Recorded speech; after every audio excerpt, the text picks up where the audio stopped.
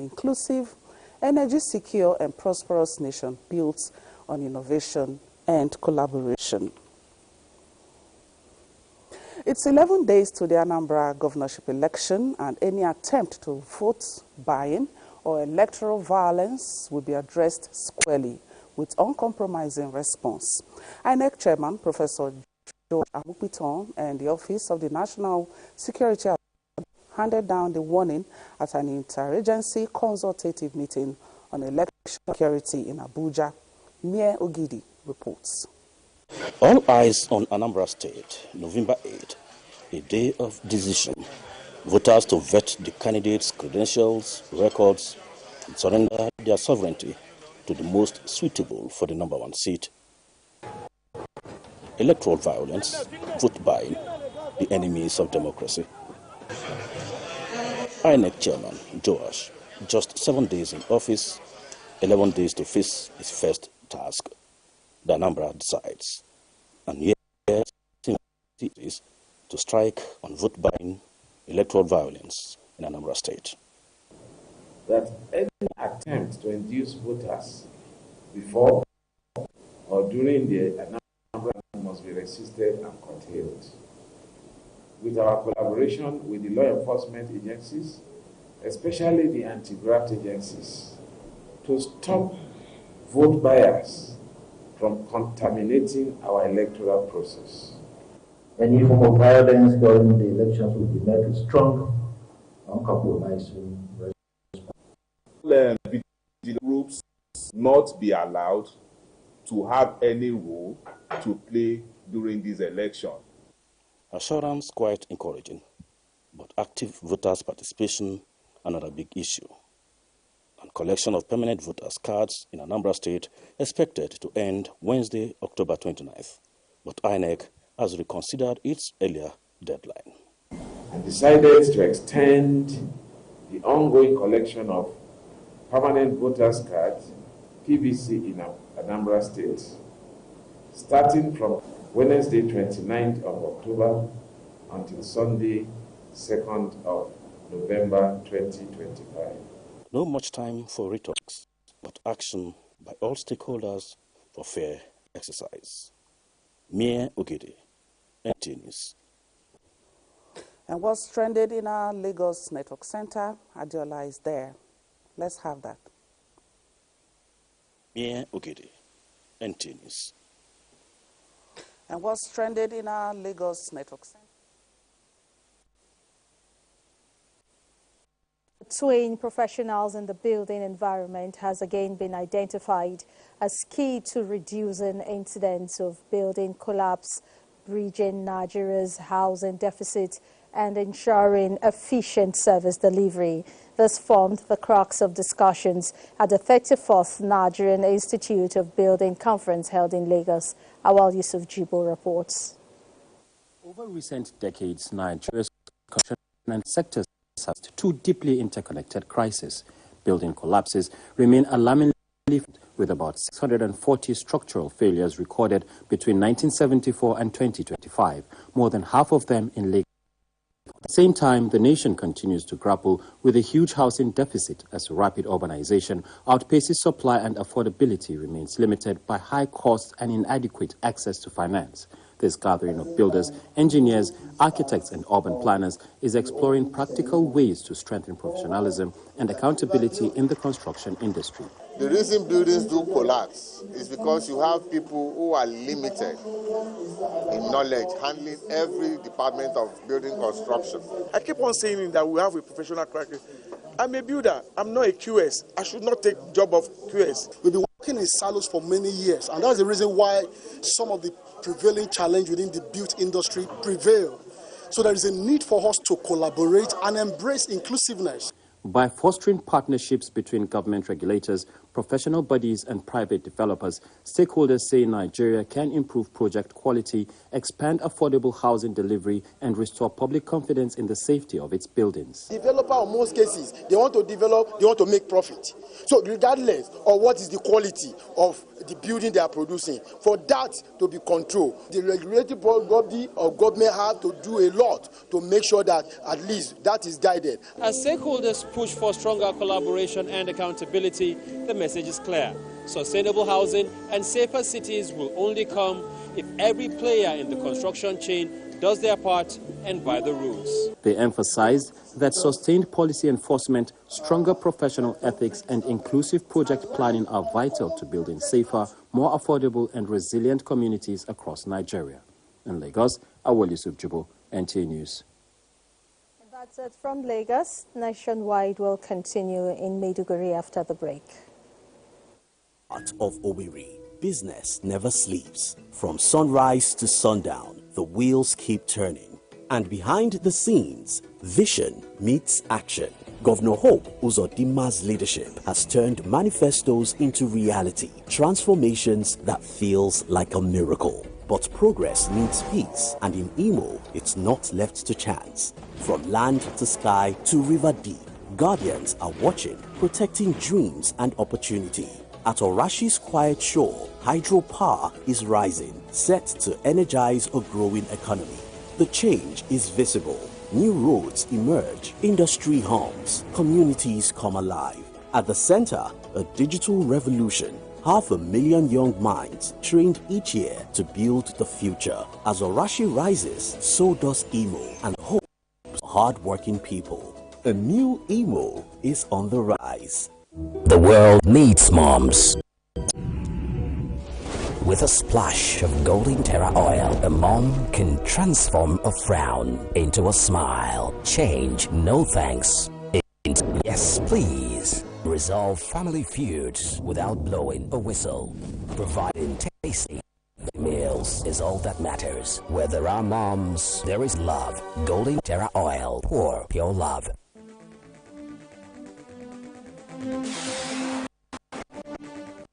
New wave of thousands of job creation through micro, small, and medium MSMEs marching behind the renewed hope agenda.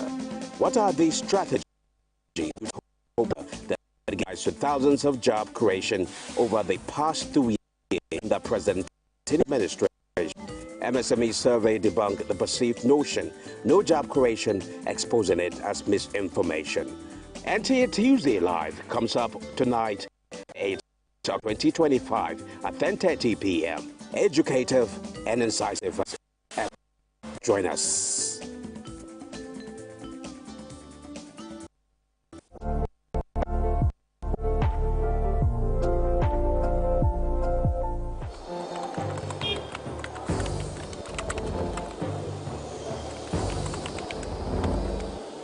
You have no better friend and partner than Nigeria. Let this unveiling today be a call to conscience. Let our practitioners hold the line of truth. To the media, please inform with integrity and with a deep sense of patriotism. To our public officers, communicate with transparency. To citizens, please let us speak with empathy. Let us come together to become the voice of responsibility, the voice of the world that heals division, that inspires hope and drives development.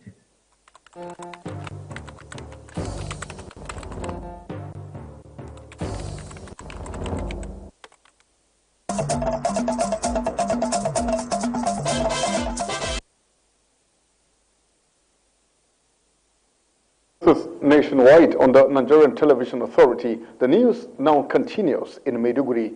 The All Progressives Congress, APC, has commenced its Northeast Trained Trainers Workshop on electronic membership registration in Maiduguri. The training session was flagged off at the Maiduguri State Hotel by the APC National Chairman, Professor Nentawi Goshwe Yilwatda, represented by the Deputy National Chairman North, Ali Bukar Dalori. Mohammed Guni was there for us. The plaque of ceremony attended by the Borno State Governor Babagana Umar Zulum, the National South Emma Eneku, as well as other national and state party leaders, drew 4 participants each from the 6 northeastern states. These trainees will in turn step down the knowledge gain to field registration officers in their respective states. Governor Babagana Umar Zulum commended President Bola Ahmed Tinubu and the APC leadership for the initiative, assuring his administration and the Northeast Governors Forum's support in providing the necessary political will for the success of the exercise. This exercise entails what? It entails auditing of our members also. It is very crucial to the growth and development of the science party membership. The governor described the APC as a party deeply rooted in the hearts of Borno people, stressing that the state remains an unshakable stronghold of the ruling party.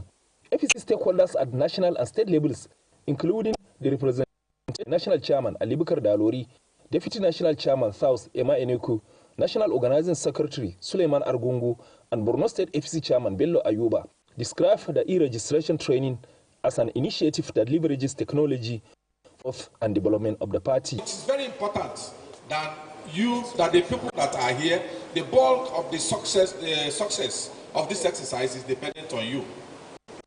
You must take it very seriously. The leaders noted that the exercise will deepen internal democracy, enhance transparency, and ensure accurate, inclusive, and verifiable membership records for the APC. In Maiduguri, Mahmoud, NTA News. We're done for now. From here, Ogochukuka, it's back to you. Bakar, and back here, Nigeria's First Lady Oluremi Tinubu heartily felicitates with wife of former head of interim national government, Marshal for rejoicing with the parents, her grandchildren, family, friends, and loved ones on the joyous occasion of her birthday. The First Lady, in a message, wishes her many more years in divine health, strength, joy, and peace. All right, we now tell you that the Coordinating Minister of Health and Social Welfare, Professor Muhammad Ali Pate, says Nigeria, under President Bola Tinubu, is preparing to establish a medical city, a self-sustaining ecosystem of world-class healthcare, including associated industrial development to support the Nigerian markets and African continent at large. Professor Pate made this known while touring the Manila Medical City in the company of Philippines Minister of Health, Dr. Teodoro Hebuso, on a working visit. This is on the sidelines of the Stop TB Board meeting in Manila, the Philippines. The coordinating minister states that in view of the Central Bank of Nigeria's announcement that Nigerians' medical tourism spending has dropped by 52% over the last 2 years, increasing local treatment options and gradually enhancing Nigerian care quality is more widely experienced, but will be accelerated by the establishment of the medical. Nigeria, in fact, have an ecosystem, a medical city that provides quaternary services for Nigerians, for in the West African sub-regions, and also overall in the continent. Can provide services, research, training opportunities in an ecosystem that can be sustainable. We are high-burden countries, Nigeria and Philippines, and we are both learning from each other. He used the TrueNAT testing for remote areas. I'm going to follow that. And he's now looked at our mobile X-ray, which is one of the things he visited. And we hope that he can also use this mobile X-ray screening to catch more TB patients.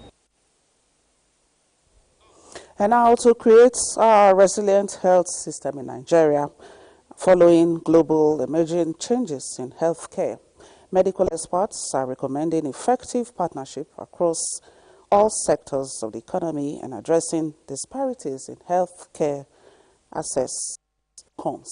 Elizabeth Omori reports that these are part of recommendations at a scientific roundtable on re-imaging health systems.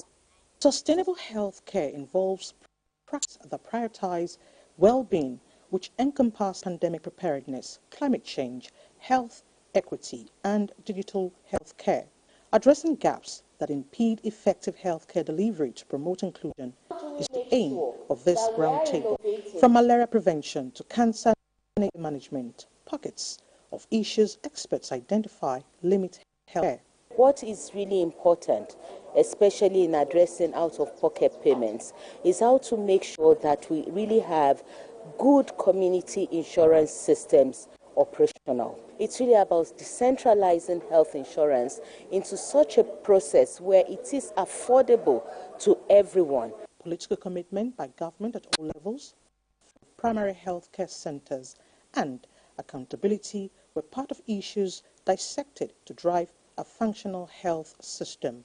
The journey from donor dependence to domestic sustainability isn't just about finding new money. It's about reimagining how systems are structured, how they are delivered, and how they are governed. NACA is fully committed to increasing domestic financing through integration of HIV services. They recommend adoption of digital health technologies, innovative financing mechanisms, and commitment by health personnel to address emerging health concerns. Elizabeth Omori, NTA News. All right, in the meantime, the fight against drug abuse takes a new turn in Kano as the Reformation Center trains 44 local government chairmen on strategies to curb the growing menace and other social challenges. The one-day training was to strengthen community participation in addressing social vices across the state. Fatima Sanusi Karaye reports. Drug abuse remains one of the major social vices affecting parts of the country, largely due to the involvement of youths in this dangerous act.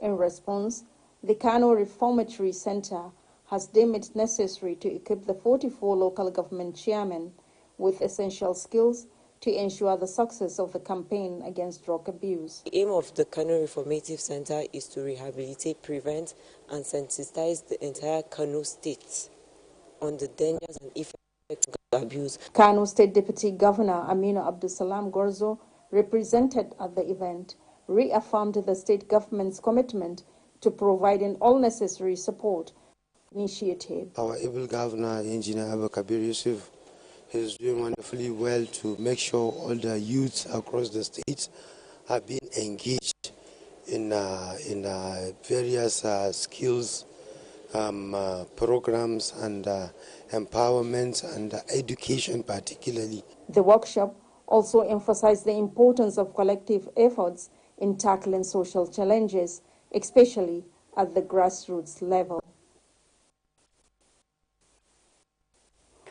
All right, from Kano, let's go to Kaduna now. Omar Ajengi is there for the next report.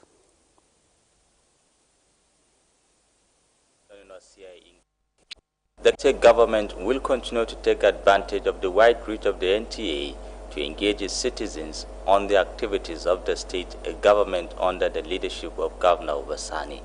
The State Commissioner of Information, Ahmed Meyagi, during a courtesy visit to NTA Kaduna Network Center, says NTA remains the most reliable media outfit in disseminating authentic and reliable information to the public. Haruna Muhammad reports. It was homecoming receiving the man at the forefront of information dissemination in Kaduna State, Ahmed Meyaki, and his team at NTA Kaduna Network Center amidst gesticulation and banter, being a member of the 4th Estate of the settled for the day. He reiterated the state government remains committed to transparency, accountability, and effective communication with the people, adding that strategic partnerships with media organizations like NTA is crucial in keeping the public informed of government's policies and programs. His Excellency has also continued to improve the educational system by building additional infrastructure in primary and secondary school. Close to 300 children out of school that are roaming the streets have been enrolled back to school. The Zonal Director, NTA Kaduna Network Center, acknowledged the visit by the Commissioner, who is a seasoned journalist, describing him as the man whose capacity is undoubtedly. We had a documentary on peace in the Nongwari. Our crew were at Dogwanda and the Kutemishe to seek for support and cooperation from NTA. NTA is willing. The visit also featured an interactive studio discussion where the commissioner shed more light on ongoing projects and reforms in various sectors of the state. Saying of the NTA, you can't beat the rich. So for us, it is important to come to NTA to strengthen that partnership. Aside from fraternization with colleagues, the visit marks a renewed synergy between the Kaduna State government and the media, particularly NTA, in fostering public awareness, accountability, and progress across the state. Haruna Mohammed, NTA News. And that's our contributions from this end. The abridged version of Nationwide continues in our Enugu Network Center. Thank you.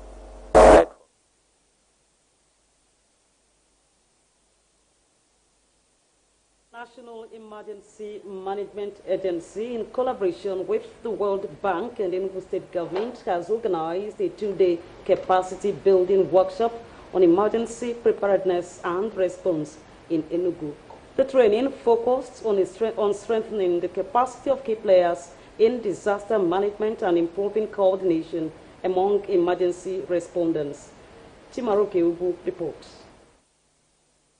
Enugu State, a prosperous industrial hub with huge trade potentials, faces increasing vulnerability to floods, erosion, heat waves, and related public health emergencies. Climate projections for the southeast region of Nigeria indicate rising temperatures, changing rainfall patterns, and greater hydrological variabilities, which could intensify flood and drought with risk. The workshop is a proactive strategy by NEMA, the World Bank, and Enugu State Government to develop a robust, multi-hazard emergency preparedness and response system. Our collective task shifts from implementation to sustainability. We are confident that Enugu will consolidate the gains of this project and champion the resilience agenda across the southeast region. Enugu State Government remains fully committed to supporting the implementation of the Emergency Preparedness and Response Project. We will continue to provide the necessary institutional backing, coordination, and logistics to ensure its success. Participants drawn from security agencies, humanitarian organizations, and local government authorities say the training has broadened their understanding of coordinated response and the need for community-based approach to disaster management. All submissions of stakeholders here today would definitely be captured. And in the process, once we're done with that, then this document becomes a living document for the government of Enugu State for implementing emergency preparedness and response. We are talking about funding resilience and not funding disaster. It's only when we build resilience within the community level, who are always the first responders, that we know that we are ready for any kind of emergency. As Enugu continues its recovery journey, initiatives like this represent a crucial step in reducing vulnerabilities and promoting the culture of preparedness across communities. In Enugu, Chimaroke Ugu, NTA News. That's a package from here. Let's now take you back to Abuja for continuity. Thank you, Comfort. Now, Governor Muhammadu Inuwa Yahaya has paid a condolence visit to the people of Waja Chiefdom of Balanga local government area over the demise of their son, Colonel Abdullahi Bello, retired. Emmanuel Akila reports that the traditional leader of the Waja people, Bala Waja, Muhammad Danjuma Muhammad, received the governor and his entourage.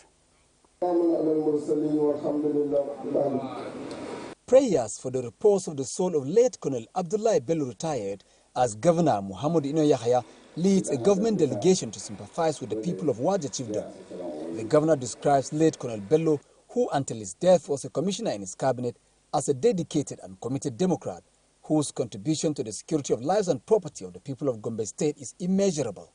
On behalf of the people of Waja Chiefdom, the Balawaja Muhammad Njuma Muhammad appreciate Governor Yahaya and entourage for standing with the people since the sad news of the death of Colonel Bello was received. Governor Yahaya stopped over at the family house of the deceased to comfort them over the loss. Late Colonel Abdullahi Bello, until his death, was Gombe State Commissioner for Internal Security and Home Affairs. The late commissioner, his orderly officer and driver died in a ghastly motor accident on their way back home after attending a security meeting in Maiduguri, the Borno State capital. In Gombe, Emmanuel Akila, NTA News. All right, and that's Nationwide today. Many thanks for watching. Good evening.